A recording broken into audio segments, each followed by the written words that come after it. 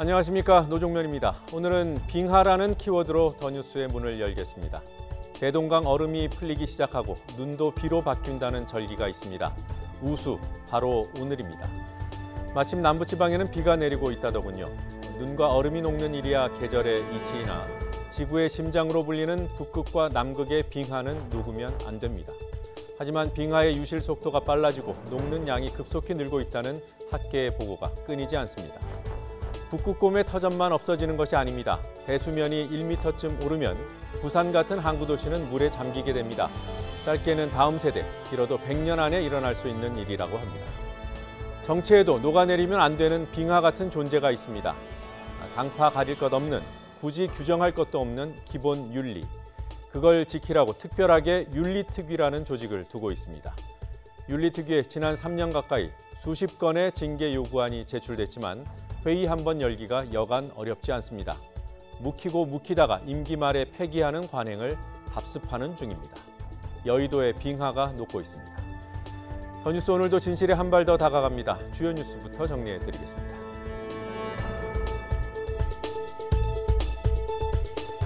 이른바 손혜원 투기 의혹과 관련해 검찰이 압수수색에 나섰습니다. 압수수색 대상은 정부 대전청사에 있는 문화재청. 검찰은 문화재청 근대문화재과의 컴퓨터와 서류, 직원 휴대전화 등을 확보할 것으로 보입니다. 목포시청에서도 압수수색이 진행됐습니다. 앞서 한 시민단체는 손혜원 의원이 투기 목적으로 목포 문화유산 보존 사업을 추진했다며 직권 남용 혐의로 검찰에 고발했습니다. 오늘 아침 대구 도심에 있는 한 사우나에서 불이 나 2명이 숨지고 70여 명이 다쳤습니다. 사망자는 모두 사우나 목욕탕에서 발견됐고 부상자는 대부분 연기를 흡입한 것으로 보입니다. 불이 난 사우나는 상가와 아파트가 함께 있는 7층짜리 주상복합 건물의 3층과 4층입니다. 불은 4층 계단 주변에서 시작된 것으로 추정됩니다. 북미 정상회담을 앞두고 미국 CNN이 북미 간의 연락관 교환 가능성을 보도했습니다. CNN은 북한과 미국이 연락관을 교환하는 방안을 진지하게 검토 중이며 이는 공식 외교관계 수립을 위한 점진적인 조치가 될 것이라고 평가했습니다. 연락관 교환을 넘어 연락사무소 설치와 관련된 논의도 진행 중인 것으로 관측됩니다. 국회의장과 여야 5당 원내대표 회동에서도 국회 정상화 합의를 도출하지 못했습니다. 민주당은 임시국회 개원을 먼저 하자는 입장이고 한국당은 손혜원 국정조사를 받으라는 입장입니다. 오후에 교섭단체 3당 원내대표만 따로 만날 예정이지만 전망이 밝지는 않습니다. 곧 열리는 한국당의 의원총회에서 입장 변화가 있을지는 지켜봐야 할 것으로 보입니다. 수입차는 미국의 국가 안보를 해친다. 최근 미 상무부가 작성한 보고서의 핵심 내용입니다. 트럼프 대통령이 이를 근거로 한국과 일본, EU 등의 수입 자동차에 대해 최대 25%의 관세를 부과할 가능성이 제기됩니다. 관세 부과 대상에 포함되느냐 여부에 따라 반사 이익을 얻을 수도 타격을 입을 수도 있습니다. 조심스러운 낙관론 속에 자동차 업계가 이른바 관세 시한 폭탄에 바짝 긴장하고 있습니다. 더 뉴스 본격적으로 시작합니다.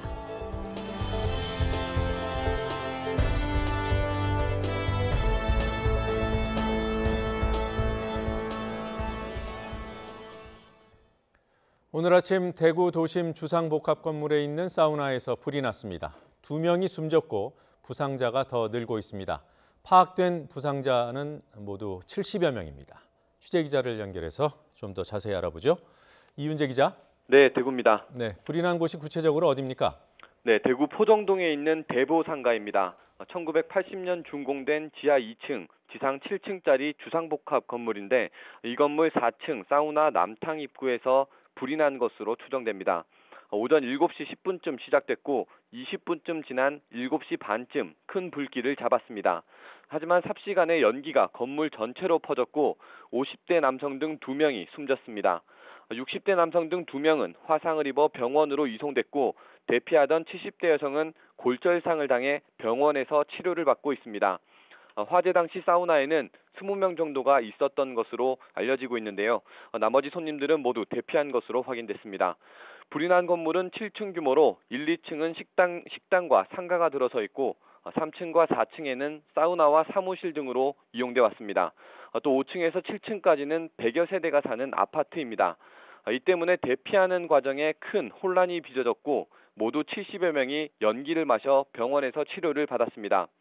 불이 나자 소방당국은 대응 1단계를 발령하고 소방차 50여 대와 소방관 등 180여 명을 동원해 진화에 나섰습니다. 소방당국은 사상자가 더 있는지 마지막 확인 작업을 벌이고 있습니다. 경찰은 사고 수습이 마무리되면 합동 감식을 벌일 계획입니다. 지금까지 대구에서 YTN 이윤재입니다. 노조 활동에 부당하게 개입한 혐의로 재판에 넘겨진 김장겸 씨 등 전 MBC 임원진에 대한 1심 결과가 잠시 뒤에 나옵니다. 지난해 6월 첫 공판 당시 재판부는 세간의 관심을 끄는 사건이라며 정치적 색깔 없이 오직 법리에 의해서만 판단하겠다고 밝혔습니다. 오늘 어떤 판결이 나올지 관심입니다. 네, 취재기자 연결해서 알아보겠습니다. 김우준 기자. 네, 사회부입니다. 네, 지금 선고 기다리고 있는 사람이 김장겸, 안광한 전 사장 등 그러니까 이명박근혜 정부 시절의 MBC 임원진 4명 아니겠습니까? 판결이 언제 나오는 거죠? 네, 그렇습니다. 서울 서부지방법원은 잠시 뒤 오후 2시 반에 노조법 위반 혐의를 받는 김장겸, 안광한 전 MBC 사장과 권재용, 백종문 전 MBC 부사장 등 4명에 대한 1심 판결을 내릴 예정입니다. 검찰은 지난해 1월 이들 4명을 노조원 부당 정보와 노조 탈퇴 종용 등 노동조합법 위반 혐의로 불구속 기소했습니다.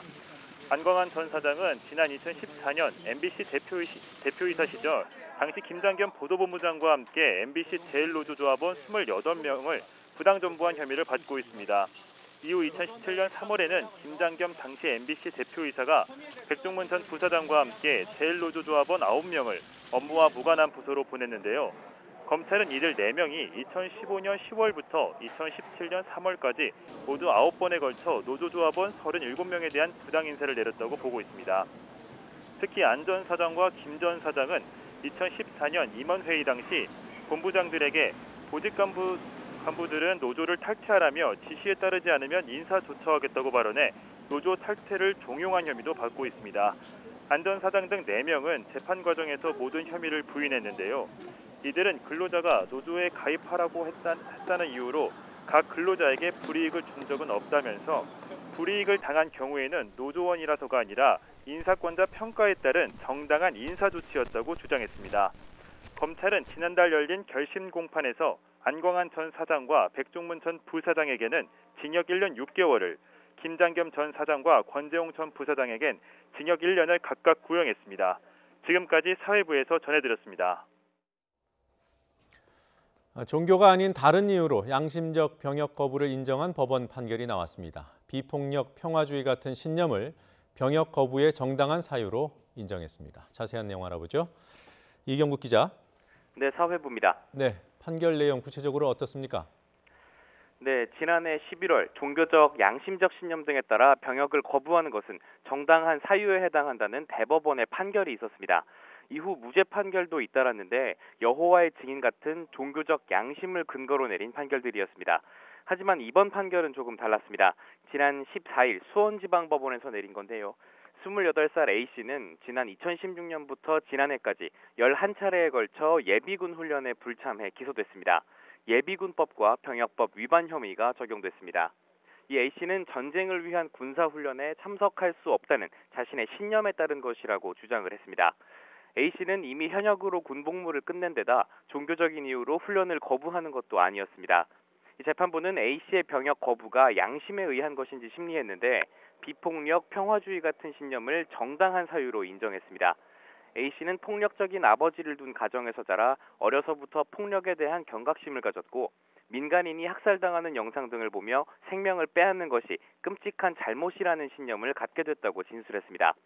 성인이 돼 입대 거부를 결심했지만 주변의 설득으로 결국 군 생활을 시작했고 적에게 총을 쏠 수 없다고 확신한 뒤 회관 관리병으로 자원해서 근무했습니다. 또 폭력에 시달리던 후임병이 탈영해 동료 병사들이 처벌받는 일까지 목격하면서 A씨는 양심에 반해 타협하지 않기로 했습니다.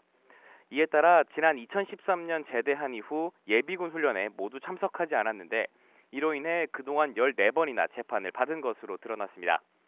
안정된 직장을 구할 수가 없어서 일용직 노동자로 일하며 생계를 유지해온 A씨는 유죄로 판단될 경우 훈련을 피할 수 있는 중한 징역형을 선고해달라고 재판부에 요청하기도 했습니다. 이 재판부는 A씨의 진술이 신념이 형성된 과정을 자세히 설명해 양심에 따른 정당한 사유에 해당한다며 무죄를 선고했습니다. 지금까지 사회부에서 전해드렸습니다. 무소속 손혜원 의원이 목포시에서 투기를 벌였다는 의혹을 수사하고 있는 검찰이 관련 기관들을 압수수색하고 있습니다. 서울 남부지방검찰청은 오늘 오전부터 대전시에 있는 문화재청과 전남 목포시청에 수사관을 보내 자료를 확보하는 중이라고 밝혔습니다. 검찰은 관련 자료들을 분석해 손 의원 고발장에 적시된 내용의 진위를 파악할 방침입니다.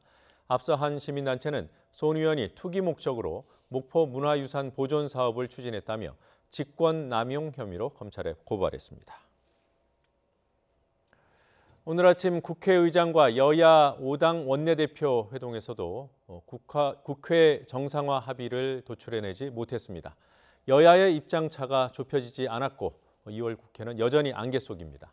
다만 한국당 의원총회에서 혹시라도 입장 변화가 있을지 주목됩니다. 국회 연결합니다. 김영수 기자. 네, 국회입니다. 네, 국회의장이 중재를 선 셈인데요. 여야가 이견을 좁히지 못했어요. 네, 그렇습니다. 문희상 국회의장도 대치하고 있는 정국을 풀지는 못했습니다. 국회의장과 여야 5당 원내대표가 오늘 오전 10시 반부터 1시간 정도 만났지만 아무런 성과를 내지 못한 채 빈손으로 돌아갔습니다. 이계성 국회 대변인은 회동을 마친 뒤에 기자들과 만나 여야 모두 국회를 빨리 열어야 한다는 데에는 이견이 없었지만 합의점을 찾지는 못했다고 밝혔습니다. 그러면서 더불어민주당을 비롯한 여야 4당은 일단 국회를 열어놓고 논의하자는 입장이었고 자유한국당은 최소한의 명분을 요구했다고 전했습니다. 손혜원 의원에 대한 국정조사를 요구했던 한국당이 뜻을 끝까지 꺾지 않은 것으로 보입니다. 한국당 나경원 원내대표는 하여간 최소한의 뭔가 최소한의 명분이 충족되어야 열 수 있다라는 그런 입장이었고요. 나머지 당 원내대표들은 각 당의 그렇게 입장의 차이는 있을 수 있지만은 일단 열어놓고 논의하는 것이 그게 국회가 할 일이고. 한때 회의장 밖으로 고성이 새어나올 정도로 격론이 벌어지기도 했는데요. 특히 문희상 국회의장은 국회 정상화를 강조하면서 5.18 망언 논란도 국회가 원활하게 돌아가지 않았기 때문이라고 지적한 것으로 전해졌습니다. 주요 현안에 대한 입장차가 워낙 커서 이견이 좁혀지지 않는 가운데 잠시 뒤에 열릴 한국당의 의원총회에서 입장 변화가 있을지도 관심입니다. 네, 오는 27일로 예정된 자유한국당 전당대회 소식 좀 알아보죠. 사실 전당대회 하면 당의 큰 축제로 치러져야 할 텐데 잡음이 이어지고 있어요. 네, 그렇습니다. 화를 부른 건 어제 대구에서 열린 연설회였습니다. 김병준 비상대책위원장이 단상에 오르는 순간부터 김진태 당대표 후보의 지지자 등 일부 당원들이 강한 야유와 항의를 쏟아낸 건데요. 어렵사리 마이크를 잡은 김 위원장이 끝내 버럭 화를 낼 정도였습니다. 한 최고위원 후보는 문재인 대통령을 향한 막말을 내뱉기도 했습니다. 당의 미래를 함께 고민하는 토론의 장이 돼야 할 전당대회가 막말과 고성의 장으로 변질되는 상황까지 되자 내부에서도 비판의 목소리가 터져나오고 있습니다. 중진인 김무성 의원은 당이 과격분자들의 놀이터가 되면 안 된다며 불편한 심기를 그대로 드러냈습니다. 질서를 지키지 않는 과격한 사람들이 결국은 일을 그르치게 됩니다. 그래서 우리 당이 그런 과격 분자들의 놀이터가 되어서는 안 된다는 생각을 가지고 있습니다. 재선의 장제원 의원도 건강한 당원들이 결단하고 행동할 때라며 당을 극우 정당으로 몰아가는 사람들이 얼마나 소수였는지 투표로 증명해야 한다고 강조했습니다. 민주당 홍영표 원내대표는 한국당이 막말 대잔치로 극우로 가고 있다고 비판하기도 했습니다. 당 안팎의 비판을 의식한 듯 김진태 후보는 자신의 지지자들이 욕설과 야유를 퍼부은 것에 불미스러운 일이 생겨 마음이 불편하다고 입장문을 냈습니다. 그러면서 더욱 품격 있는 응원을 부탁한다고 지지자들에게 호소했습니다. 이와 함께 나경원 원내대표는 아마 민주당이 전당대회를 해도 비슷한 현상이 장외에 있지 않았을까 생각한다며 일부 걱정하는 부분도 있겠지만 충분한 자정 능력으로 당이 거듭날 수 있다고 강조했습니다. 지금까지 국회에서 전해드렸습니다. 2차 북미 정상회담 이제 8일 앞으로 다가왔습니다. 정상회담이 열리는 하노이 연결해서 현지 분위기 알아보겠습니다. 경호와 의전 준비로 분주한 가운데 이르면 오늘부터는 의제 협상을 위한 양측의 접촉도 이루어질 전망입니다. 현지에 나가 있는 YTN 특파원 연결하죠. 강정규 기자. 네, 베트남 하노이 영빈관 앞입니다. 네. 자, 김정은 위원장의 의전을 총괄하는 김창선 부장이 오늘은 베트남 외무성으로 갔다고요? 네, 그렇습니다. 어제는 숙소 안에서 최종 의전 계획을 짰는지 늦은 오후가 돼서야 밖으로 나왔는데요. 오늘은 현지 시각 아침 8시쯤 숙소를 나서 베트남 외무성으로 갔습니다. 김 부장일은 외무성 안에서 약 2시간쯤 머문 뒤 다시 이곳 영빈관으로 돌아왔는데요. 이제까지 현장 답사 결과를 바탕으로 현지 당국과 의전 문제를 협의한 것으로 보입니다. 그동안 김 부장 일행의 동선을 보면 앞으로 김정은 위원장의 동선을 짐작해 볼 수 있습니다. 일단 김 위원장의 숙소는 베트남 정부 영빈관 근처에 있는 소피텔 메트로폴과 멜리어 호텔이 유력하게 거론됩니다. 또 그 주변의 오페라 하우스를 북미 양측이 함께 둘러봤던 만큼 공연 관람 등 이곳에서 두 정상의 공동 일정이 예상되는데요. 그동안 회담 장소로 거론돼 온 국가 컨벤션 센터에 김 부장 일행이 들리지 않았다는 점에서 이 오페라 하우스에서 정상회담이 진행될 거란 관측도 나옵니다. 김 부장 일행이 하노이 북부 산업도시 박린성과 중국과 국경을 접한 지역의 철도역을 시찰했던 것도 주목할 부분인데요. 참매 1호를 이용한 하늘길뿐만 아니라 경제 시찰을 겸한 육로 이동도 염두에 두고 있는 것으로 풀이됩니다. 네.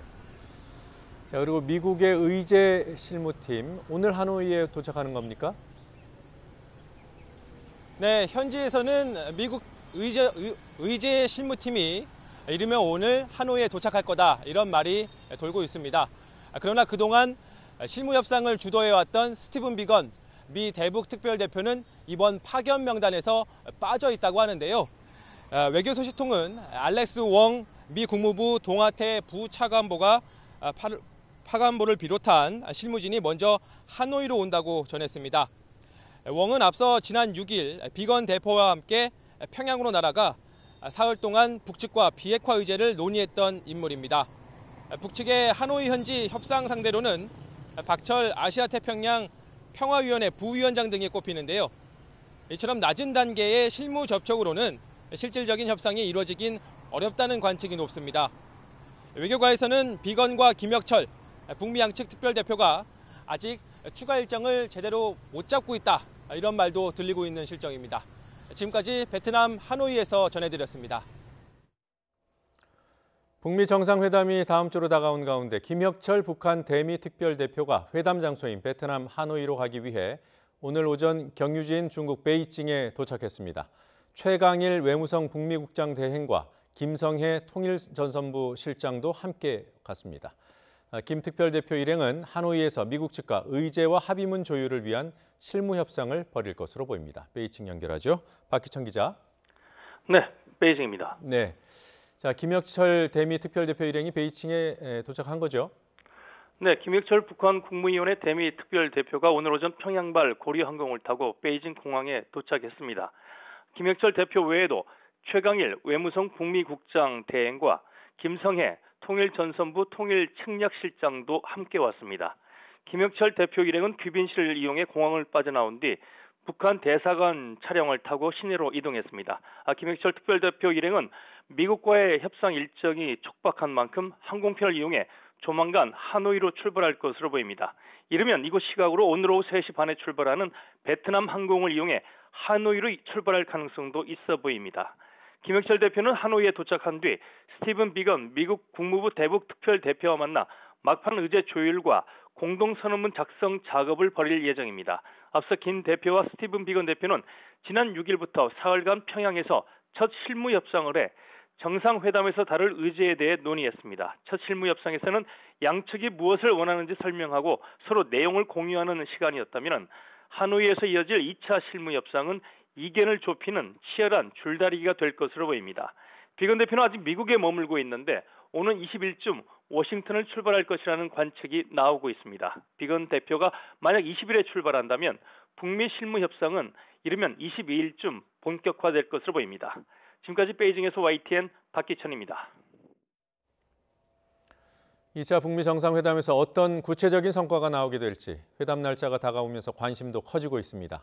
북미가 연락관 교환 방안을 검토 중이라는 보도가 나왔습니다.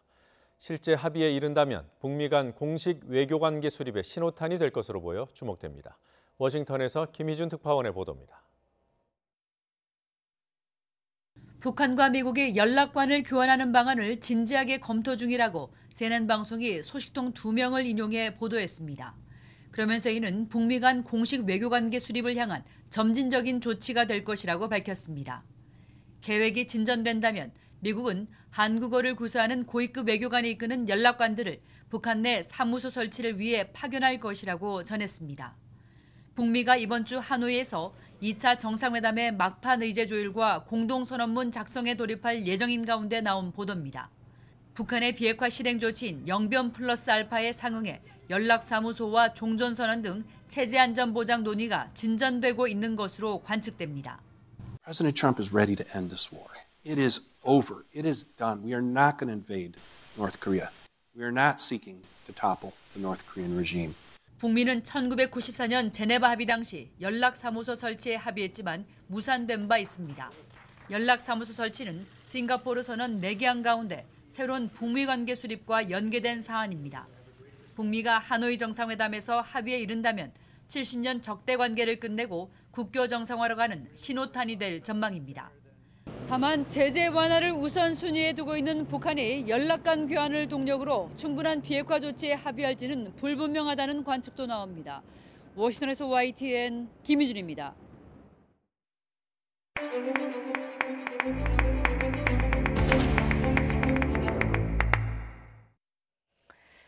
5.18 망언 파문이 가라앉지 않고 있습니다. 한국당의 이른바 꼼수 징계에 이어 국회 차원의 징계 절차가 지연되자 여론이 더 나빠지는 듯합니다. 어제 여야가 국회 윤리특별위원회에 상정할 징계 안건 논의를 벌였지만 결론을 못 냈습니다. 국회의원 징계를 위해 반드시 거쳐야 하는 윤리특별위원회, 어떤 조직일까요? 국회 윤리특위는 1991년 설치됐습니다. 국회의원에 대한 자격심사, 윤리심사를 하고 징계에 관한 사항을 처리합니다. 위원장 1명과 위원 14명으로 구성돼 있습니다. 징계 대상자가 국회의원인 만큼 절차는 까다롭습니다. 문제가 될 만한 국회의원에 대해 징계 요구가 제출되면 안건과 일정 합의를 위해 윤리특위에 여야 간사 협의 등이 이뤄집니다. 이후에는 국회의장 직속의 심사자문위로 사안을 넘기고 자문위 의견을 참고해서 윤리특위의 징계 심사 소위가 징계 수위를 정한 뒤에 전체 회의에 회부합니다. 징계안은 특위 전체 회의뿐만 아니라 국회 본회의 표결까지 거쳐야만 확정됩니다. 윤리특위는 비상설 기구이기 때문에 다른 상임위처럼 자주 열리지는 않습니다. 그런 사정을 감안하더라도 최소한의 기능을 못한다는 이유로 무용론이 꾸준히 제기돼 왔습니다. 자, 그간의 기록을 살펴보겠습니다. 2008년부터 2012년까지 18대 국회부터 보겠습니다. 접수된 국회의원의 징계 요구안은 54건이었지만 단 한 건만 처리됐습니다. 성희롱 논란을 일으킨 강용석 의원의 제명안이었습니다. 그리고 19대 국회에서는 39건의 국회 징계 요구안이 제출됐지만 성폭행 혐의로 새누리당을 탈당한 심학봉 의원의 제명안이 가결된 게 전부였습니다. 18대 강용석 의원의 경우 윤리특위를 통과한 제명안이 본회의에서 부결돼 비판 여론이 크게 일었습니다. 그리고 19대 심학봉 의원은 본회의 직전에 사퇴해서 제명은 면했습니다. 이번 20대 국회도 마찬가지였습니다. 윤리특위로 넘겨진 징계 요구안은 모두 29건입니다. 이 중에 3건은 자진 철회돼서 현재 26건이 계류 중인 상황입니다.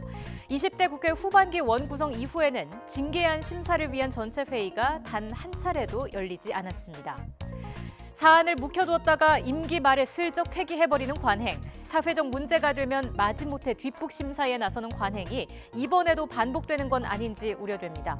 다만 이번 사안은 여론의 관심도나 결과에 대한 요구 수위가 매우 높다는 점에서 기존 관행의 반복이 쉽지는 않을 것으로 보입니다.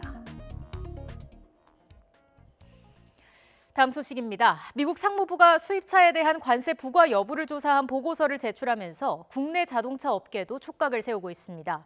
우리나라가 관세 대상에 포함되면 큰 타격이 예상되지만 면제된다면 오히려 반사 이익이 기대됩니다. 취재기자 연결합니다. 최하영 기자.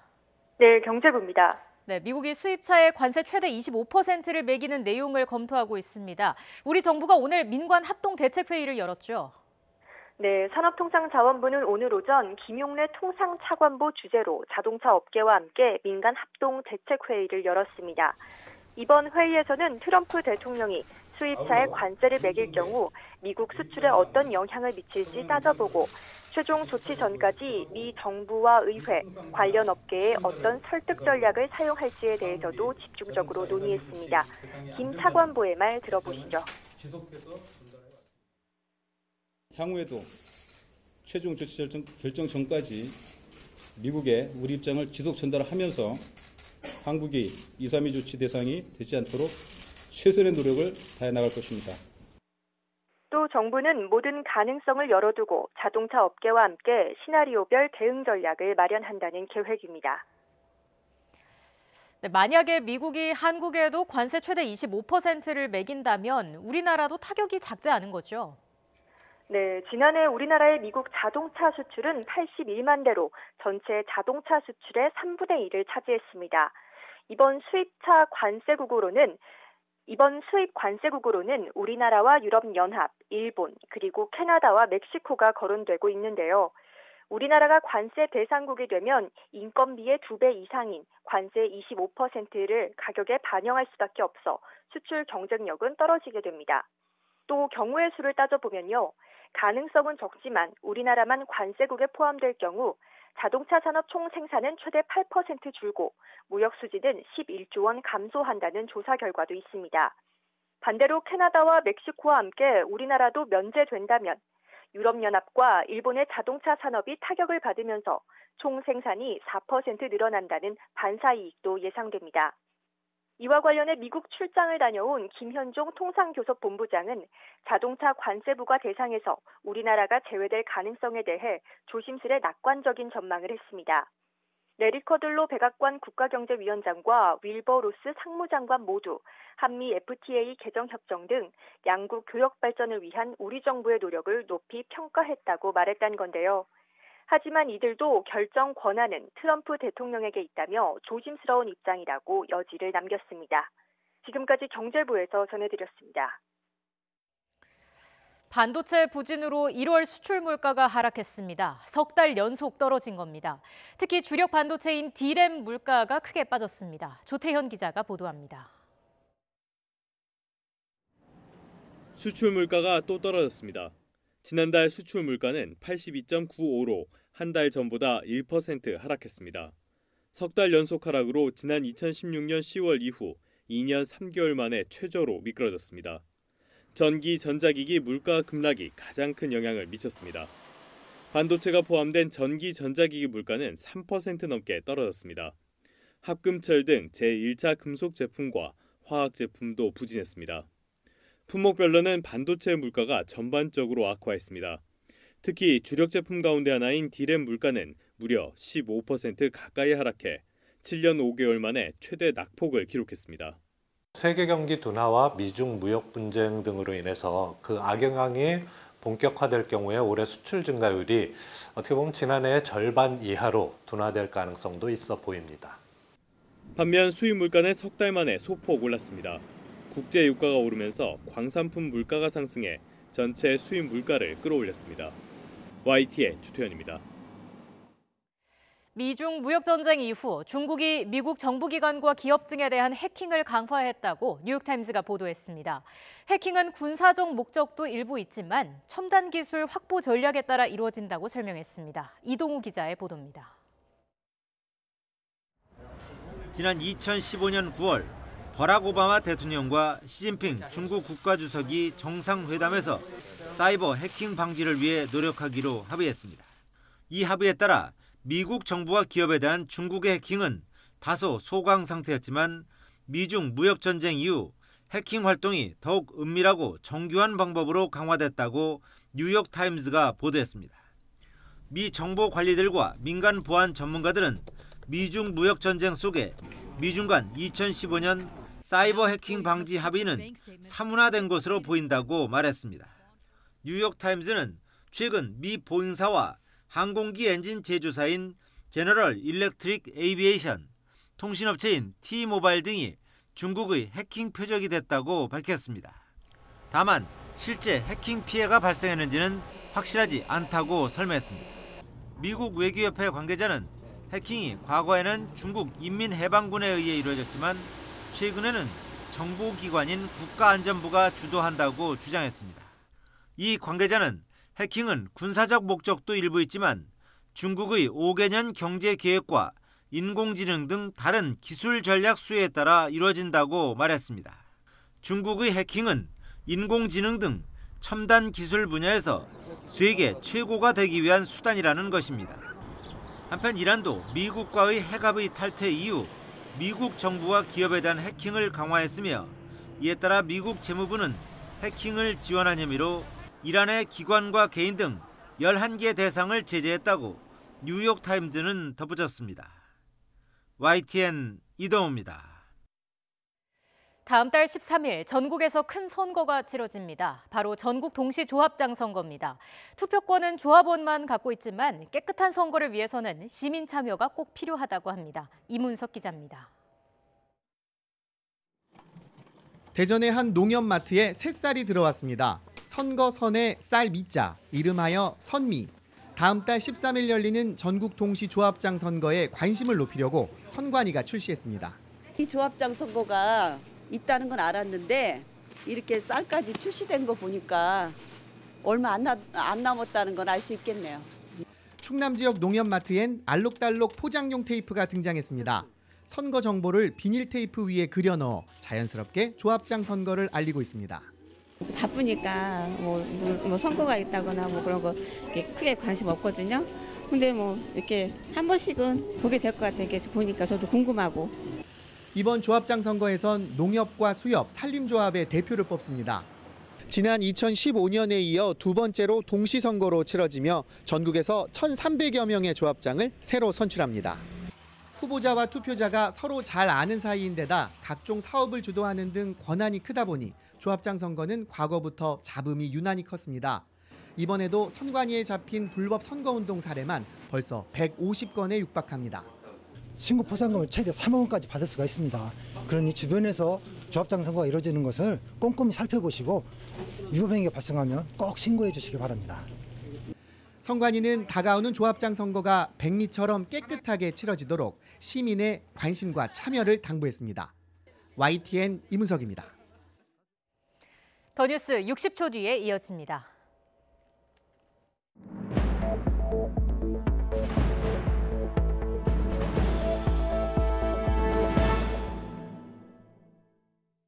잇몸병 선택은 이가탄입니다. 엄마?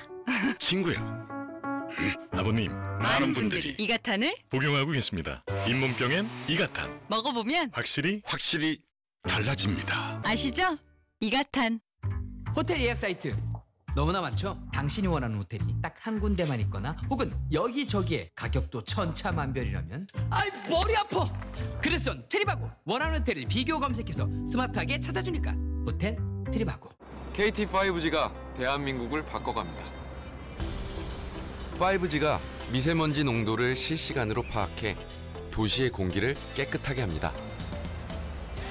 교통 상황을 분석하고 도로와 자동차를 연결해 우회로로 자율주행 시작합니다. 교통 문제도 해결하죠.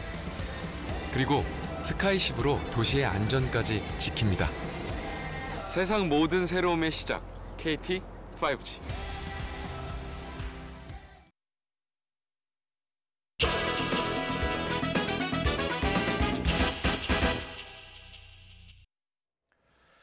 국회 열기가 참 어렵습니다. 기다리고 지켜보는 국민 인내심을 시험이라도 하듯 국회 정상화를 위한 노력들이 연거푸 무의로 끝났습니다.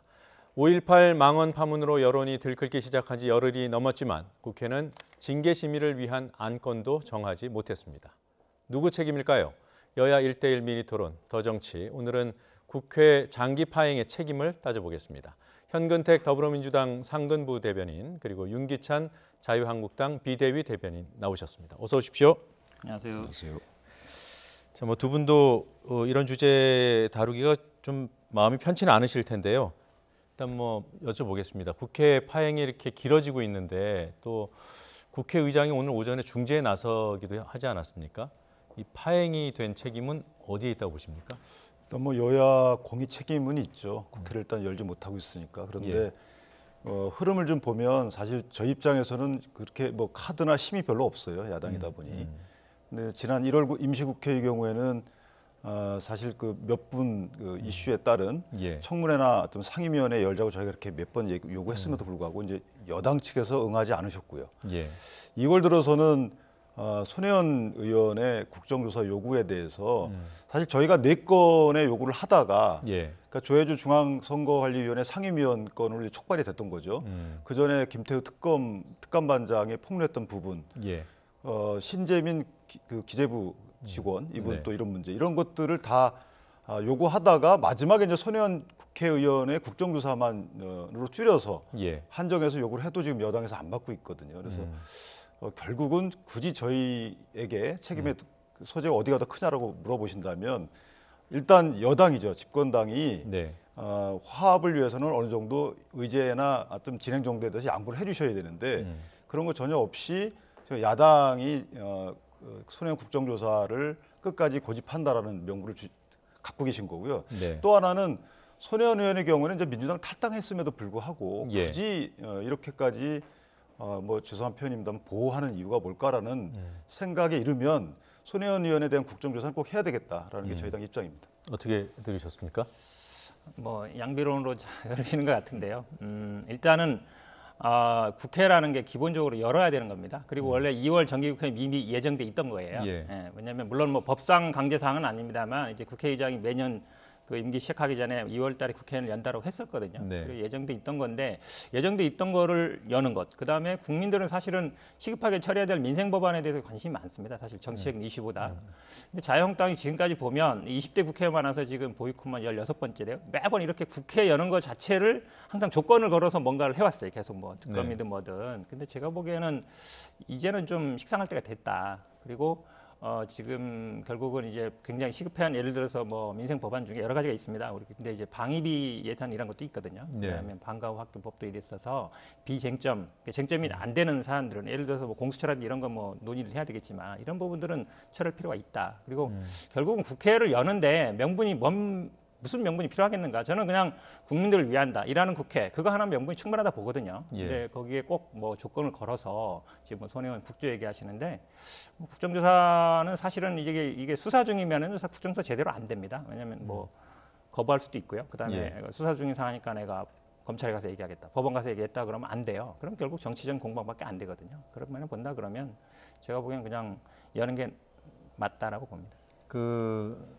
야당의 주장이 뭐 너무한 거 아닌가 이제 여당 입장에서 그렇게 볼 수도 있는데 또 한 측면에서는 여당이 책임감을 갖고 야당의 요구가 부당함을 이 정도 알렸으면 양보하고 국회를 여는 쪽으로 조금 더 책임감을 다해야 되는 거 아니냐 이런 지적도 있습니다. 지금요 보시면 물론 어제는 이제 여야 우리 교섭단체 3당이 만났고 오늘은 이제 국회의장 중재하에 이제 5당이 만났고 아마 오후에 다시 이제 3당이 만날 것 같은데요. 기본적인 구도가 한국당을 배회하고 여야 4당은 일단 열자는 거에 동의하고 있어요. 한국당만 지금 어찌 보면 이제 뭐 조건을 내걸고 있는 부분이라서 기본적으로 다른 당들도 전부 일단 1월달 국회도 안 됐고 가장 중요하게 제가 보는 부분은요. 사실은 한국당이 좀 이걸 시간 끌게 한다는 생각이 좀 들어요. 왜냐하면 선거법이 사라졌습니다. 1월에 사실 1월 말까지 처리하기로 돼 있었고 안 되면 2월까지로 연장해야 되는데 한국당이 사실은 솔직히 말씀드리면 선거법에 대해서 입장을 못 정하고 있었어요. 안 정한 거죠, 오히려. 그러니까 그러면서 이 선거법 논의 자체가 어찌 보면 이제 흐지부지 될 상황이 됐는데 그런 거에 좀 전당대회도 앞두고 있고 이래서 좀 저는 좀 시간 끌게 하는 거 아닌가 이렇게 봅니다. 선거법 때문에 시간을 끈다. 그건 전혀 그렇지 않고요. 그걸 뭐 한번 선거법 때문인지 아닌지는 여당의 입장을 전환해 보면 알아요. 손혜원 국정조사를 받아보면 알아요. 그러면 저희가 국회를 열지 못하는 이유가 과연 누구 책임인지 안건이 선거법 위반 그 의제 때문인지를 알 수가 있죠. 그리고 일하는 국회 말씀하셨는데 물론 온 국민이 원하고 정치권도 다 원합니다. 일하는 국회 일의 범위를 정하는 데 있어서 왜 조건을 오히려 여당이 두고 있는 거예요. 왜 그건 안 되냐 이거죠. 그리고 자당 소속 국회의원도 아닌데 왜 하필 손혜원 의원의 국정조사만 안 되냐. 예. 그다음에 수사 중인 사건과 관련돼서는 그 개별적인 절차 내에서 해결하면 되는 것이고요. 열어놓고 그다음에 그 각 절차가 이거 수사 중이니까 적당하지 않다라는 개별적인 구체적인 절차에서 따지면 되는 일이에요. 근데 안 받잖아요. 그래서 저희 생각은 이것이 여당 입장에서는 결정할 수 없는 일 아니냐. 이런 의심까지 하는 거예요. 결국은 여당 아닌 그 어떤 곳에서 결정을 해줘야 되는 게 아니냐라는 의심까지 하고 있는 게 또는 의심에 들게끔 그렇게 완전히 철벽을 치고 있잖아요. 그럴 필요가 뭐 있을까? 그렇게 절실하게 민생 법안과 뭐 방위비 그 협상한 그 돈이 들어가는 거니까 국회에서 의결을 해야 되거든요. 이런 것들을 저희도 절실해요. 이런 것들을 그 해결하려면 예. 손혜원 의원 국정조사만 받으면 된다니까요. 굳이 그걸 안 받는 이유가 뭡니까? 지금 한국당에서 오늘 의원총회 2시로 예정돼 있었던 것으로 압니다만 지금 열리고 있습니까? 제가 확인은 못하고 왔습니다. 좀 일찍 출발해서요. 오늘 그 중요한 의제가 뭡니까? 정확치는 않은데 아마 국회의 정상화 관련된 거겠죠. 그래서 그러면 뭐라고 할까요? 한국당 입장에서 좀 양보안이 나올 수도 있습니까? 바른정당, 바른미래당에서 낸 중재안과 관련돼서 뭐 그 기준을 토대로 해서 논의가 있을 것 같다는 생각은 제 개인적으로 해봤습니다. 어떤 중재안이요? 예를 들면은 손혜원 의원 관련해서 네. 같이 다 이제 올려놓고 뭐 몇 분 문제 됐잖아요. 저희 당 의원분들도 이해충돌과 관련돼서 네. 같이 올려놓고 먼저 손혜원 의원부터 시작하면 그 동의 여부를 결정할 수 있는 게 아닌가라는 이제 바른미래당의 중재안이 나왔던 것 같거든요. 예. 뭐 그 안을 기준 삼아서 논의는 해볼 수 있는 것으로 그렇게 지금 할 수 있지 않을까요? 제 개인적인 생각입니다. 그러니까 이해 충돌과 관련된 여러 의원들 거론됐습니다. 손혜원 의원 이후에 다 올려놓고 뭐 다만 순서를 손혜원 의원 먼저 하자. 이게 바른미래당의 중재안이라고 하는데 민주당으로서 받을 수 있습니까? 제가 보기에는 약간 이게 혼동된 것 같은데요. 예. 그러니까 이제 손혜원 의원 국정조사하고 네. 그다음에 윤리특위에서 이제 손혜원 서영교 의원 다루는 건 좀 다른 문제입니다. 그러니까 본회의에 어쨌든 국정조사로 전제 조건으로 얘기하신 거고 지금 말씀처럼 조건은 내건 분이 조건이지 그걸 조건이 아니라 하는 분이 조건이라는 건 말이 안 되는 거예요. 도돌이표고 제가 보기에는 그래서 이게 사실은 어찌 보면 관계없는 얘기인데 한국당이 네. 지금 본회의 상정 조건으로도 국정조사를 걸어놓고 있고 예. 그다음에 윤리특위에서의 상정도 같이 하자고 걸어놓고 있거든요. 어찌 보면 이제 한국당이 양쪽을 다 어쨌든 조건부로 걸어놓고 있는 거죠. 제가 보기에는 뭐 논의는 어떤지 모르겠습니다만 현재 상황에서는 왜냐하면 뭐 일단 예정돼 있는 국회이기 때문에 식표에 처리할 때가 있고 예. 제가 보기에는 뭐 쉽지 않은 상황인 것 같습니다. 그러니까 중재안이 지금 조금 그 바른미래당의 중재안에 대해서 두 분 생각이 좀 다르신 것 같은데 일단 이해 충돌과 관련된 국정조사를 타이틀로 걸고 대상은 지금 거론된 분들을 다 올리고 다만 손혜원 의원을 먼저 그걸 뭐 심의라고 합니까? 다루는 쪽으로 그 부분은 뭐 여당 입장에서는 지금 검토 대상이 아니라고 보시는 건가요? 네, 현재까지는 아마 그렇게 뭐 지금 공식적으로 또 아마 제안되는지 모르겠고 언론에서도 예. 보긴 했는데 이게 아마 협상 테이블에 나와서 아니면 뭐 오늘 이제 국회의장 중지하에 그런 얘기가 되는지 정확히 모르겠는데 아직까지는 제가 보기에는 뭐 쉽지 않은 상황이다. 예, 알겠습니다. 지금 어제 윤리특위 여야 간사들이 만났고요. 안건을 뭘로 할까 조율하다가 결국 합의 실패해서 2월 28일로 논의를 미뤘습니다. 그러니까 상정은 고사하고 아직 안건 조율도 실패한 건데 어떻게 보십니까? 지금 한국당은 지금 20대 국회 들어서 지금 계류돼 있는 모든 안건을 한꺼번에 올리자라는 거죠. 뭐 그게 자연스럽지 않겠습니까? 시간적으로도 먼저 그 회부가 됐던 부분들이고, 예. 그러니까 회부가 다 돼 있는 거예요. 26건이라는 게 윤리위원회 회부가 된 상태에서 상정을 안 한 것뿐이거든요. 그런데 가장 이후에 된 그 3명에 대해서만 선별적으로 하겠다라는 것이 오히려 그럴 만한 특별한 이유가 있어야 되는 건데 그런 것이 아니고 이거 이외에 이전됐던 것은 안 하겠다. 이것만 먼저 하자. 저는 이 그 주장이 와닿지는 않아요. 그럼 좀 민주당은 그 5.18 망언 이른바 3인방 그분들만 먼저 다루고 나머지 분들은 하지 말자는 입장인가요? 아닙니다. 그러니까 나머지 분들은 나중에 하자는 얘기죠. 우선순위를 그렇죠. 두자. 왜 그러냐면 왜 이해가 안 가신다 그러는데 사실은 이번에 윤리특위가 열린 그러니까 그동안 사실은 상정이 아니라 많이 제기는 했지만 거의 안 열렸었거든요. 예. 이번에 왜 열렸습니까? 왜 열린 이유는 딱 하나예요.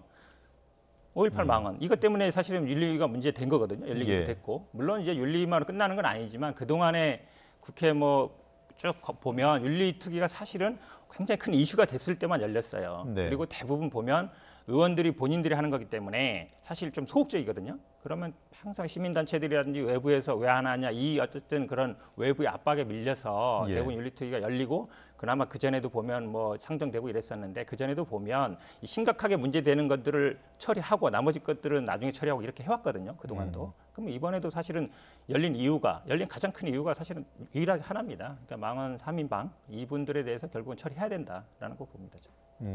그러면 뭐 일단 그 지금 하는 단계는 안건 상정도 아니고 여야가 안건을 조율하는 거잖아요. 그렇죠. 예. 그러니까 지금 밀린 것들 다 하기로 하고 우선순위를 뭐 3인방에 두겠다 이렇게는 타협이 안 됩니까? 저는 그렇게 만약에 한국당에서 나온다면 예. 먼저 처리하고 나머지는 나중에 처리한다 이렇게 되면 충분히 우리 당에서도 뭐 수용 가능하더라고 봅니다. 근데 그게 그렇게 될 수가 없는 게 이게 처리 절차가 한 번에 올라가는 거거든요. 예. 상정이 다 돼가지고 일단 뭐 나오는지 모르겠지만 어쨌든 윤리자문위원회 또 갔다 와야 돼요. 예. 한 달 내지 2달 갔다 오는데 그 언제 또 먼저 보내고 나중 보내고 이렇게 하겠습니까? 한 번에 다 보냈다가 다시 오게 되면 징계 소위에서 또 논의되고 예. 이게 절차가 상당히 좀 여러 단계로 돼 있기 때문에 이걸 나눠서 한다는 것 자체가 발상 자체가 뒤에 건 안 하겠다는 의미고요. 20대 국회 끝나게 되면 이거 다 자동 폐기되는 거거든요. 예. 그리고 또 하나는 이게 국민 정서하고 맞지 않지만 어쨌든 당하고는 다르거든요. 당에서는 당에 해를 입히거나 민심 위반을 시켰을 때는 상당히 중한 징계 사유예요. 예. 근데 제가 법을 아무리 찾아봐도 물론 윤리위원회에서 자율적인 징계를 하겠지만 법령상만 보면 앞선 그러니까 앞에 규정된 법령 위반 정도가 심한 것들이 이전에 이미 회부된 분들이 더 많단 말이죠. 그다음에 이번에 회부된 분들은 제가 아무리 찾아봐도 품위 유지 위반 뭐 이 정도 사유고 그 품위 유지 위반의 정도가 크다면은 징계 그 정도에 비례하겠지만 어쨌든 이런 법령에 규정된 그 순서나 정도로 보더라도 굳이 따로 할 이만한 특별한 이유가 없다. 또는 회부된 시간적 순서에 봐도 따로 할 만한 특별한 이유가 없다. 결국은 같이 회부하면 되는 거예요. 같이. 이게 만약에 뒤에 분들 3분 때문에 윤리위가 열렸다가 하더라도 그것은 계기에 불과한 것이고 기존에 회부된 것들을 왜 굳이 나눠서 상정을 하느냐. 기존에 그 18대 국회 때 강용석 의원 건이나 또 19대 때 심학봉 의원 건 같은 경우에 그 앞선 그런 안들이 있었고 논의가 안 된 상태에서 그 일이 터졌잖아요. 그때는 어떻게 했습니까? 그건 잘못된 거죠. 그때는 그것만 아마 빼가지고 한 것 같은데 네. 그거에 대해서 잘했다고 하는 거 아니잖아요. 제가 볼 때는 잘못된 거거든요. 한꺼번에 다 회부했어야 돼요. 그 바람에 그 뒤에 40몇 건 뭐 20몇 건 이런 분들은 사실은 징계 논의조차 안 됐던 거 아닙니까? 예. 그래서 이 차제에 지금 보니까 제가 26건을 쭉 봤더니 한 분이 2건, 3건 걸린 것도 있어요. 예. 자, 이런 것들은 이 차제 그 회부시켜서 상정시켜서 뭐 깔끔하게 본인이 그 여러 가지 시선으로부터 벗어나든지 아니면 징계처분을 받든지 이렇게 해서 다 청산을 해야지. 예. 이게 징계위원회가 지금 상설위원회도 아니거든요. 이게 비상설로 바뀌었어요. 그렇기 때문에 열리기도 어렵다. 따라서 우리 변호사님 말씀하셨던 것처럼 이런 중한 계기가 돼 열리는 이런 그 비상설 윤리위원회의 속성상 차제에 열린 김에 다 처리하자라는 것이 옳다라고 저는 생각합니다. 어떻게 생각하십니까? 기본적으로 전형적인 물타기입니다. 왜냐하면 이게 그동안에 이제 말씀처럼 그동안 뭐 강용석 의원이라든지 그런 분들 사건도 있고요. 그다음에 지금 일단 원인 제공이 어떻게 됐냐. 어쨌든 자유한국당 의원들이 공청회를 하고 저는 또 가장 중요한 거는 이 징계였어요. 자체 징계. 네. 당내에서 징계를 할 것처럼 하다가 나중에는 이제 결국은 뭐 당헌 당규 때문에 안 된다 이랬거든요. 아니 처음부터 우리 당헌 당규는 징계 안 됩니다 이랬으면 징계 안 다네 보다 이럴 텐데 마치 징계할 것처럼 하다가 안 했거든요. 그러면서 어찌 보면 이제 민심이 더 폭발한 거죠. 지금 여론조사도 보면 한 2배 이상 어쨌든 제명해야 된다는 여론이 굉장히 높습니다. 그리고 지금 이거는 사실 법적으로 말씀드릴 얘기가 아니에요. 그러니까 법적으로는 당연히 명예훼손이 될 수도 있고 안 될 수도 있지만 모든 국민들이 이게 단순히 법적인 명예훼손이 되냐 안 되냐에 관심 가는 게 아니거든요. 그동안 우리가 이루어진 민주주의 그 근간을 기본적으로 흔들고 있다. 이 부분에 대해서 굉장히 분노하는 거기 때문에 저는 당연히 그냥 이 사실은 20몇 개 모두 처리하려면 제가 보기에 뭐 몇 달 걸려도 안 됩니다. 왜냐하면 한 건까지 다 조사를 해야 되거든요. 그러면 시간의 문제도 있다. 그렇죠. 시간의 문제도 있기 때문에 지금 시급하게 문제된 이 윤리위를 열게 된 이유를 제공한 것을 먼저 처리하는 게 맞다라고 봅니다. 제가 한 말씀 올리면 일단 그 법치주의 국가에서 법의 존재나 법의 중요성을 경시해서는 안 되는 거고요. 예.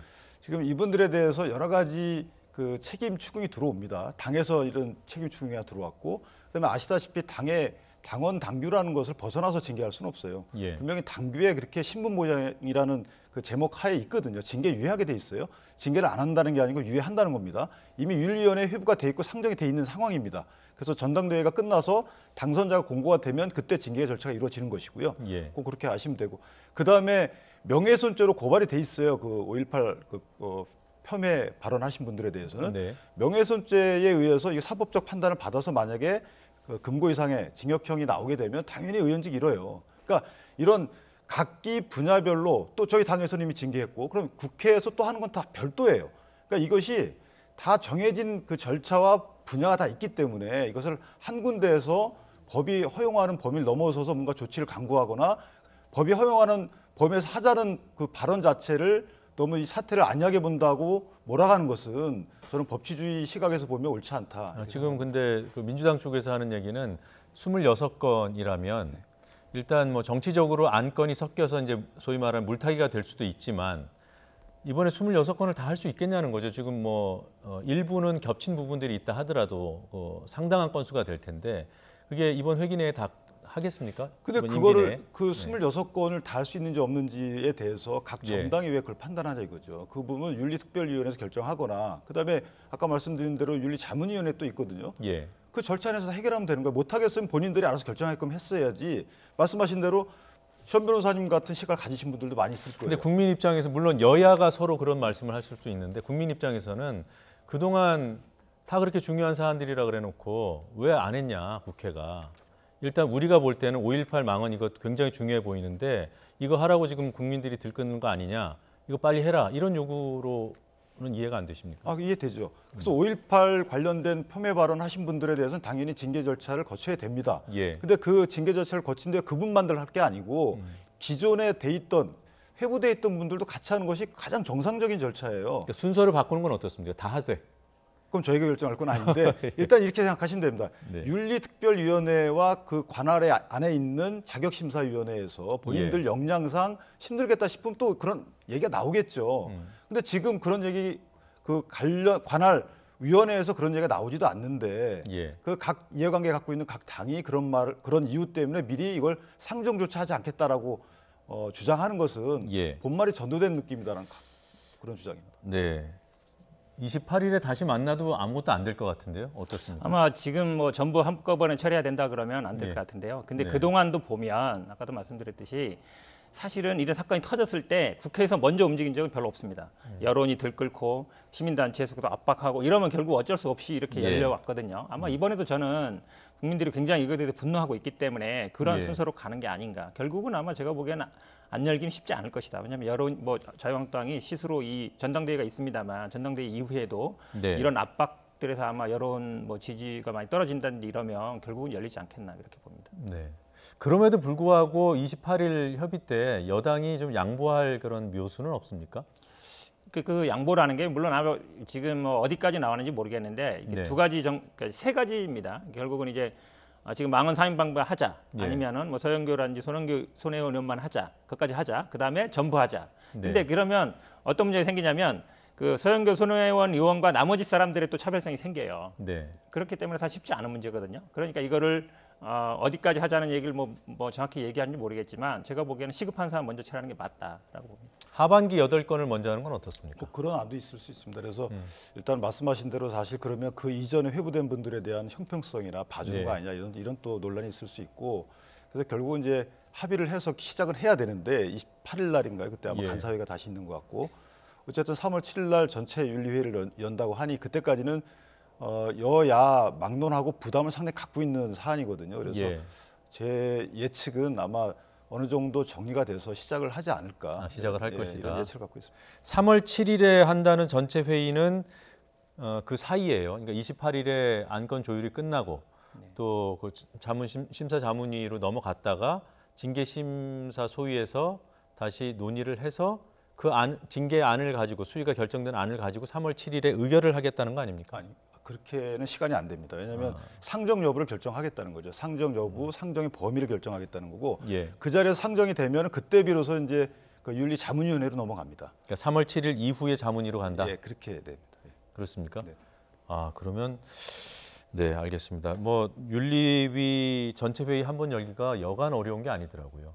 그래서 이 윤리위가요, 그러니까 국회 내에 어찌 보면 그 의원들이 하는 거기 때문에 자기 식구 감싸기라는 얘기가 항상 있어 왔습니다. 항상 예. 있어 와서 그래서 이제 자문위를 만든 것도 외부의 그 민간인들을 해서 좀 이거에 좀 어쨌든 좀 강제를 해보자, 견제를 해보자 이런 차원이었는데 제가 보기에는 아마 이게 계속 안 열리면 결국은 국회 윤리위 뭐하러 하냐, 무용론이 당장 네. 나오게 돼 있거든요. 이미 나오는 것 같은데. 네, 맞습니다. 한 말씀만 더 하면은 이제 말씀하신 대로 자문위원회라는 게 그냥 명목상의 단체는 아닌 것 같고요. 예. 교수하고 변호사로 구성이 돼 있는데 8분으로 구성이 돼 있습니다. 네. 근데 여기서 반드시 이건 전치주에 갔다 와야 됩니다. 이 네, 절차를 그렇죠. 갔다 와야 네. 되고 그 의견을 존중하게 돼 있습니다. 무시할 수 없게. 그래서 지금 우려 그 여야 간의 첨예한 대립 있고 이런 우려들이 거기서도 녹아질 수 있습니다. 그래서 예. 상정 범위 갖고 너무 이렇게 첨예하게 다툴 필요는 없지 않느냐 이런 생각도 해봅니다. 그 그러니까 심사 자문위가 국회의장 직속이더라고요. 네. 네. 자, 그렇게 해서 윤리특위를 통과를 했다. 뭐 누구를 대상으로 지금 말씀드리기도 어렵고 합니다만 어떤 징계안이 통과했으면은 그 다음에는 이제 국회 본회의로 가는 거죠. 이제 자문위원회 갔다 와서 다시 그 소위가 또 있습니다. 징계심사 소위. 네, 네. 소위를 거쳐서 이제 윤리특위에서 결정을 하게 되면 네. 그 다음에 이제 본회의에 상정하는 겁니다. 네. 본회의에서 제명, 지금 제명이 논의되고 있으니까 제명이 통과된 사례가 있었던가요? 저도 찾아보니까 아주 예전에 김영삼 전 대통령의 경우에 그때는 징계라는 타이틀이 무색하게 정치적인 사유 때문에 네. 그때 한번 통과되고 정적 제거 차원에서 된 그렇죠. 거죠. 네. 악용된 거죠. 네. 그 이후에는 사실상 없었죠. 네. 저희도 이제 확인을 해보니까 18대 강용석 의원 같은 경우가 윤리특위에서는 이제 가결이 됐는데 그렇죠. 예. 본회의에서는 부결이 됐어요. 그렇죠. 예. 그때도 예상 외여서 네. 이제 비판 여론이 있었던 것으로 압니다만 심학봉 의원 같은 경우에는 본회의가 열리기 전에 사퇴를 네, 맞습니다. 했었고요. 네. 그래서 지금 많은 국민들이 정서상 이 5.18 망언한 의원들에 대한 이제 제명을 해야 된다 이런 얘기들이 나옵니다만 기대하기는 쉽지 않다고 보는 것 같아요. 근데 여당 입장에서 이 의원들의 제명을 관철시킬 자신이 있다고 해야 되나요? 어떻게 전망하십니까? 일단 그 부분도 있는데요. 일단 한국당에 지금 유예는 해놨습니다만 예. 한국당이 과연 어떻게 할 것인가 전당대 이후에 바로 네. 아마 징계를 해야 될 것 같은데 그 부분이 저는 아마 중요한 포인트가 될 것 같습니다. 만약에 거기서 두 분을 만약에 제명한다든지 이렇게 된다 그러면 예. 국회 윤리위는 아마 다시 환경이 바뀔 걸로 보고요. 네. 근데 또 만약에 위아무에 넘어간다. 그럼 아마 제가 보기에 국민들이 국회에서라도 해라. 네. 이 얘기가 나올 것 같고요. 네. 근데 지금 말씀하신 것처럼 이게 물론 제명은 제적위원 3분의 2이기 때문에 쉽지는 않습니다만 네. 지금 현재 어쨌든 5.18 그 진상 왜곡에 대한 처벌법이라든지 이런 부분이 걸려 있거든요. 같이 네. 그렇게 본다 그러면 지금 어쨌든 한국당을 제외하고 다른 당들은 대부분 거의 동의하고 있습니다. 그렇게 본다 그러면 추진하는 건 맞다고 보고요. 그리고 국민들도 일단 대다수 여론이 국회에서 뭔가 해야 된다, 가만히 있으면 안 된다라고 하고 있기 때문에 그 여론을 제가 보기에 따라가는 게 국회 입장에서 맞는 거다라고 봅니다. 예, 문재인 대통령이 5.18과 관련해서 상당히 강도 높은 발언을 했습니다. 한국당에서 일부 입장도 나왔습니다만 대변인께서는 어떻게 평가하십니까? 글쎄, 저희는 이제 대통령이 하신 말씀의 내용은 공감을 합니다. 지금 하신 말씀은 일반화시키면 맞는 말씀이에요. 헌법 정신을 부정하는 것이며 민주주의를 훼손한다. 그러니까 나온 발언의 내용을 보면 그런 전제하에 나온 발언이라고 이제 밖에서 볼 때는 하신 분의 의중은 모르겠습니다만은 그렇게 이해가 됩니다. 그래서 말씀 맞지만 가만히 이제 발언의 시기나 그 취지를 보면 저게 구성의 오류가 아닌가 싶어요. 왜냐하면 국회란 단어가 들어갔는데 사실은 국회의원이었고요. 네. 실제 저 배경에는 한국당이 지칭이 돼 있는 듯한 그런 그 행간이 읽혀져요. 예. 그래서 한국당도 아니고 한국당의 일부 극히 일부 의원이고요. 더군다나 국회는 아닙니다. 그래서 정치적 배경이 없는 말씀이었으면 좋겠다. 왜냐하면 저희가 다 사과하고 이미 징계 절차 진행하고 해명하고 했음에도 불구하고 지금 저런 말씀을 하셨다는 거죠. 그래서 혹시나 일각에서 있을 수 있는 오해할 수 있는 이런 정치적인 배경 없는 말씀이었으면 좋겠다 이렇게 생각합니다. 네, 이런 지적에 대해서 어떻게 생각하십니까? 이번 사건이 커진 게요. 사실은 유튜브나 SNS상에서 굉장히 돌던 얘기예요. 예. 그런데 그게 국회에서 공청회에서 공개적으로 이루어졌다. 그게 굉장히 문제가 된 거거든요. 어찌 보면 국회라는 게 민의의 전당이고 사실은 뭐 공청회 여러 번 합니다만 이런저런 공청회 많이 있을 수 있는데 해야 될 말이 있고 안 해야 될 말이 있는데 금도를 넘었다는 것이죠. 국회에 와서 저런 얘기를 떳떳하게 한다. 북한군 개입 그 얘기죠. 가장 중요한 부분. 그런 면에서 저는 이제 지적한 거라고 보고요. 앞으로 사실은 이 부분이 결국은 우리나라 민주주의 역사인 거예요. 역사인데 네. 그걸 부정하는 거거든요. 그런 면은 저는 지적했다고 보고요. 그 다음에 이제 결국 북한하고 연결시키고 그 다음에 또 광주 문제로 한정시키려고 하는 예. 특히 이게 가장 또 중요한 포인트는 뭐냐면 이 전당대회 과정에 나왔다는 거예요. 당대표 나온 분, 최고위원 나온 분 이런 분들이 어찌 보면 특정 어떤 그런 지지 세력들의 지지를 얻기 위해서 이런 발언을 했다는 거거든요. 그런 발언을 하는 사람을 초청했고 그런 면에서 본다 그러면 저는 뭐 합당한 지적이다라고 봅니다. 그 헌법 정신을 부정한다는 이 대목과 관련해서요. 우리 헌법 전문의 5.18 그 민주화 운동은 언급이 안 돼 있지 않습니까? 네, 안 돼 있습니다. 그럼에도 불구하고 헌법 정신을 부정한다 이런 지적에 동의하시는지요? 그 민주주의가 정착되게 된 그런 그 역사적 흐름에 대해서 왜곡한 발언이기 때문에 큰 말씀으로다가는 그 틀에 포섭은 될 것 같고요. 큰 틀로는 포섭이 된다. 네. 자, 한 가지만 더 두 분께 질문을 좀 드리겠습니다. 그 헌법 전문 관련된 내용인데요. 그 5.18 민주화 운동을 아예 헌법 전문에 명시하자 4.19처럼 그런 의견들이 뭐 나온 지는 꽤 됐고요. 그런 부분에 대해서 어떻게 생각하십니까? 저는 당연히 찬성입니다. 지금 우리 헌법에는 보면은 이제 3.1운동, 임시정부, 그다음에 4.19 여기까지 네. 이제 나왔거든요. 근데 이게 보면은 이제 헌법을 처음 만들고 이제 개정할 때 87년에 만든 네. 겁니다. 근데 이제 87년 이후에 이제 지금 이런 5.18 문제도 있기 때문에 저는 87년 6월 항쟁이라든지 아니면 이 광주 5.18 광주 같은 경우에는 헌법 전문에 넣어야 된다라고 생각합니다. 뭐 여당 입장에서 추진할 계획이 있나요? 이게 뭐 대통령 공약 사항이었고요. 당연히 네. 저희들은 뭐 만약에 헌법이 개정한다 그러면 당연히 네. 이거를 1차적으로 저희들은 추진할 겁니다. 네, 한국당 입장은 어떻습니까? 뭐 당의 입장이 가장 최근에 나온 입장은 아니고요. 좀 이제 아직은 반대다. 왜냐하면 이 전문이라는 것은 사실 가장 간략해야 됩니다. 그리고 예.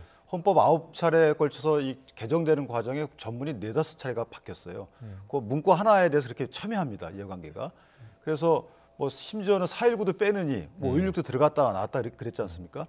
그래서 3.1 운동까지는 다 국민들이 크게 그에 대해서는 이견이 없고 네. 건국마저도 좀 들어가 있지 않아요. 그리고 또 하나는 이런 민주 이념, 그러니까 불의에 항거한 민주 이념에 대해서는 이미 4.19에 다 적시가 돼 있어요. 그래서 그 이념의 요체에 대해서는 이미 헌법 정신에 들어가 있기 때문에 예. 굳이 5.18을 아직까지 넣을 필요가 없다는 생각을 하고 마지막 하나는 논리적으로 안 맞는 것이 지금 5.18 진상규명 특별법에서 진상규명이 곧 시작될 겁니다. 예. 그래서 논리적으로라도 시기적으로라도 그 진상규명에 의한 법에 의한 진상규명이 완료된 뒤에 네. 그때 본격적인 논의가 되는 것이 맞다 이렇게 생각합니다. 예, 두 분 말씀은 여기까지 듣겠습니다. 오늘 말씀 잘 들었습니다. 고맙습니다.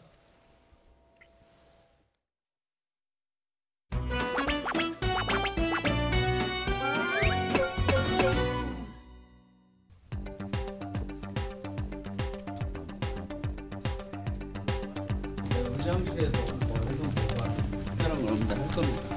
아까 문장장이 소리치시지 않으셨나요? 의장실에서 발표했는데 합의가 안 됐습니다. 없습니다.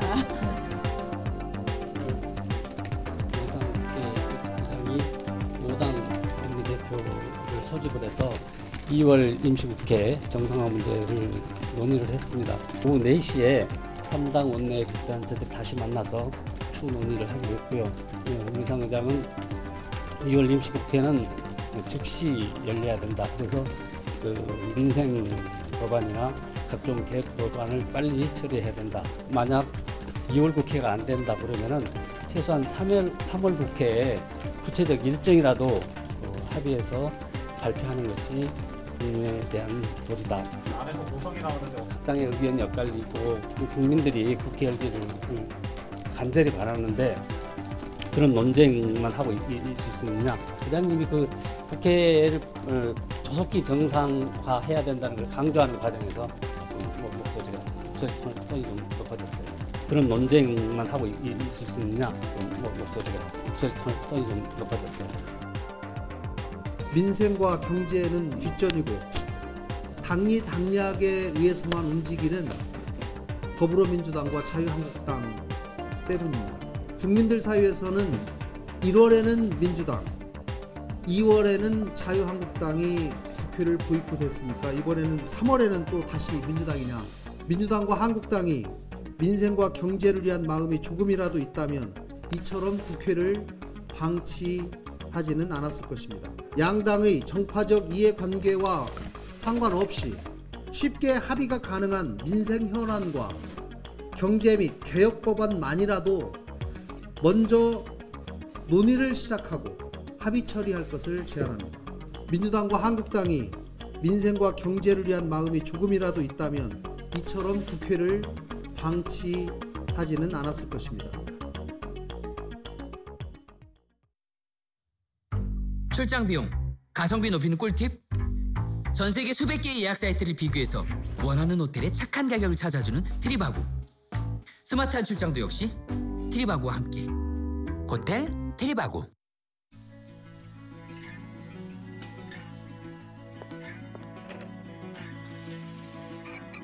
디테일이 공간을 완성합니다. 어느 자리나 빠짐없이 바람이 닿아야 하고 마지막 한 모금까지 완벽해야 하며 눈에 보이지 않는 공기까지 깨끗해야 합니다.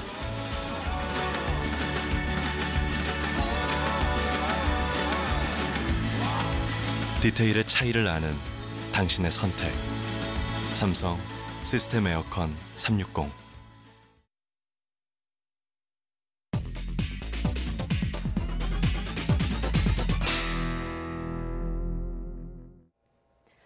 뉴스브리핑입니다. 전북 전주의 한 주택에서 불이 나 한 명이 숨지고 3명이 다쳤습니다. 경찰과 소방당국에 따르면 오늘 새벽 5시쯤 전주시 덕진구 한 주택에서 불이 나 95살 김모 할머니가 숨지고 74살 백모 할머니 등 3명이 다쳤습니다. 숨진 김 할머니는 연기에 휩싸인 주택에서 미처 대피하지 못했고 병원 이송 도중에 사망했습니다. 경찰은 전기장판에서 불이 시작된 것으로 보고 목격자 등을 상대로 정확한 화재 원인을 조사하고 있습니다. 오늘 새벽 2시 반쯤 전북 군산시 수송동의 사거리에서 SUV 차량과 택시가 충돌했습니다. 이 사고로 택시기사 46살 황모 씨 등 2차량에 타고 있던 4명이 다쳐 인근 병원으로 옮겨졌습니다. 경찰 조사 결과 SUV 차량 운전자 40살 최모 씨는 면허 정지 수준의 음주운전을 한 것으로 알려졌습니다. 경찰은 최 씨가 신호를 위반해 좌회전을 하려다 사고가 난 것으로 보고 정확한 사고 경위를 조사하고 있습니다. 사회적 대화기구인 경제사회 노동위원회가 탄력근로제 확대 적용 문제를 놓고 10시간 담판을 벌였지만 일단 합의에 이르지 못했습니다. 경사노위는 오늘 하루 논의를 더해서 합의를 시도하기로 했습니다. 보도에 김장하 기자입니다. 탄력근로 확대 문제를 논의해온 경사노위 산하 노동시간 제도 개선위원회 마지막 회의는 시작 전부터 긴장감이 돌았습니다. 민주노총 관계자들이 항의 서한을 전달하기 위해 탄력근로제 확대 반대 구호가 적힌 피켓과 현수막을 들고 회의장에 나타난 겁니다. 임금이 줄고 노동시간이 늘고 또 일자리가 사라지고 또 과도사를 유발하는 주요한 탄력근로가 생각하기 때문에 이래 좀 나오시죠.